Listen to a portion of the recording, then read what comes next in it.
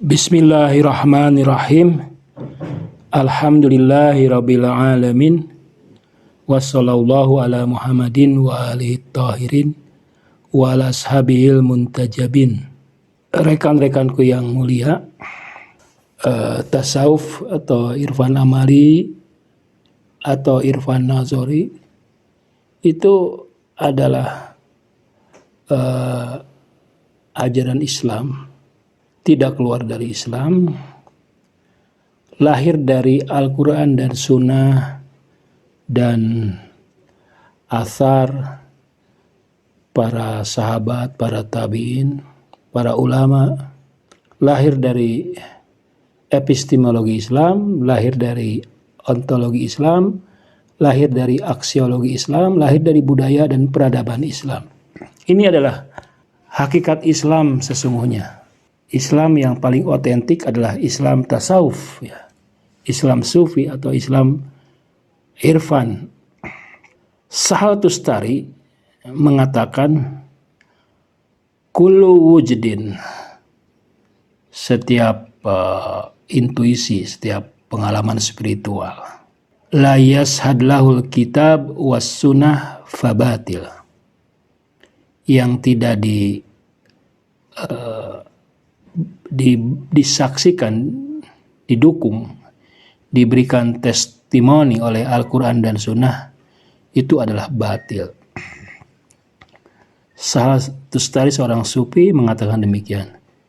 Jadi pengalaman spiritual, ajaran-ajaran sufi, ajaran-ajaran arif itu didukung oleh Al-Quran dan Sunnah. Abu Sulaiman Daroni juga mengatakan seperti ini. Dia mengatakan, rubama yaqa'u fi qalbi nuktatun min nukatil qaum.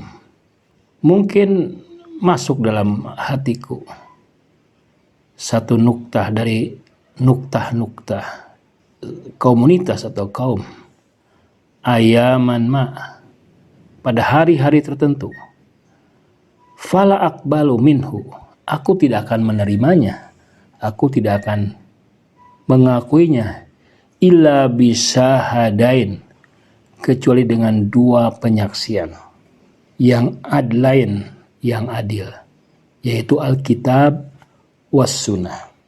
Jadi irfan amali, irfan nadhari itu berasal dari Al-Quran dan Sunnah, berasal dari syariat, berasal dari agama Islam yang sangat luas, yang melimpah. Jika Anda tidak membaca Al-Quran, tidak membaca Sunnah, mungkin Anda belum menemukan prinsip-prinsip irfan, baik itu epistemologi, aksiologi, dan ontologinya. Dan akan Anda menemukan hadis misalnya melimpah, literatur yang melimpah dengan prinsip-prinsip tasawuf yang sangat melimpah, jelas, banyak sekali aspek skema ajaran-ajaran tasawuf yang didukung, yang ditopang secara langsung atau tidak secara langsung oleh sumber-sumber Islam. Ayat Al-Quran misalnya menegaskan tentang kecintaan kepada Allah, yang merupakan prinsip dasar tasawuf adalah mahabbah. Kul in kuntum tuhibbunallah fattabi'uni yuhibbukumullah. Katakanlah, jika kalian mencintai Allah, maka ikutilah aku, Allah akan mencintai kalian. Di jalan kecintaan, di jalan Allah, itu jalan yang sangat luas dan lebar untuk mengaktualkan potensi-potensi spiritualitas kita.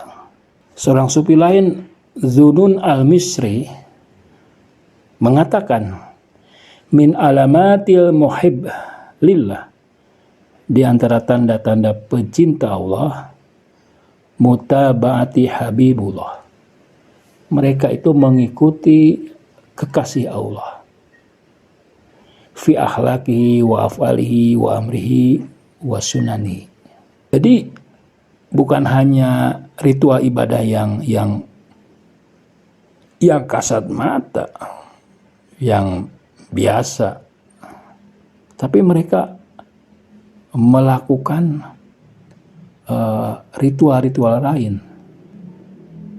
sunahnya, saum sunahnya, zikirnya yang banyak, akhlaknya yang lebih dalam, kecintaannya kepada sesama yang lebih dalam, tawajuhnya dan konsentrasi penuhnya, total perhatiannya yang luar biasa, serta riyadhahnya yang luar biasa dalam rangka mensucikan diri. Allah sendiri memuji. Qad aflaha man zakkah. Alangkah bahagianya orang yang mensucikan dirinya. Wa qad khaba man dasah. Dan celaka orang yang mengotori jiwanya. Jadi mereka punya skema, punya program pensucian diri dengan cara riyadhah, ibadah, sholat malam, zikir, wirid, khidmat kepada masyarakat, khalwah, melakukan uzlah, menempuh makom-makom, dan sebagainya.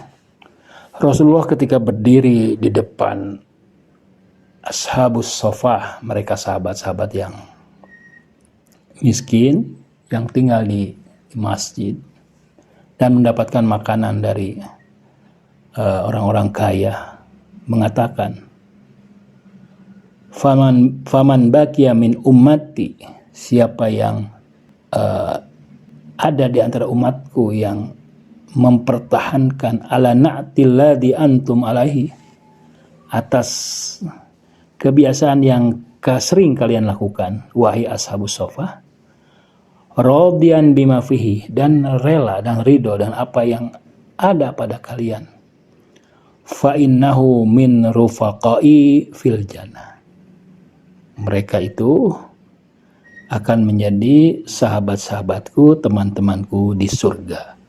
Wassalamualaikum warahmatullahi wabarakatuh.